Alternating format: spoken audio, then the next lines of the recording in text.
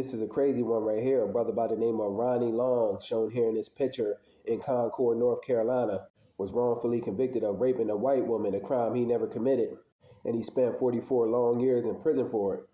Detectives and prosecutors in this case hid evidence, crazy, that could have proven his innocence, insane. Now he just won a $25 million settlement from the city. According to media, the 68-year-old Ronnie Long was issued a formal apology. Formal apology my ass, having his brother spend more than half of his life behind bars for something he didn't even do. When detectives and prosecutors knew good and well he was innocent. If they still living, these detectives and prosecutors, they should pick him up and lock their old asses up behind bars. This is the biggest settlement in North Carolina history for a wrongful conviction, and one of the biggest in the U.S. Ronnie Long was just 20 years old, living in Concord, when as a young black man he was accused of raping a prominent white woman, a crime he never committed.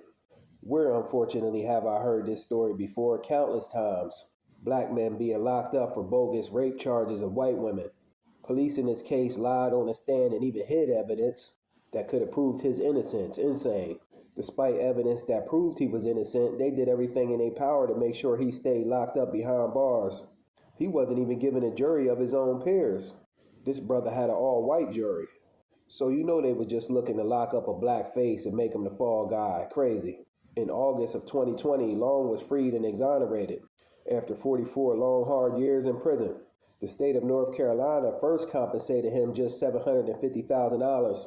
Ronnie Long said in his own words, this wasn't nearly enough for the amount of time he spent behind bars, and I'm in agreement with that. Ronnie Long went on to file a civil suit last year, and now the city of Concord is paying up with a record-breaking $22 million settlement.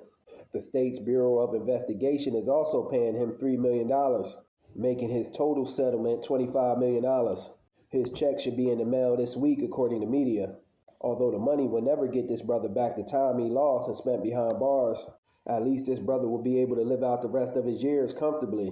But the thing that truly blows my mind about all this, the brother was lied on about raping a white woman, and after all he's been through with that, he still chose to marry a white woman. Insane. That's kind of insanity to me. Ain't that much love in the damn world.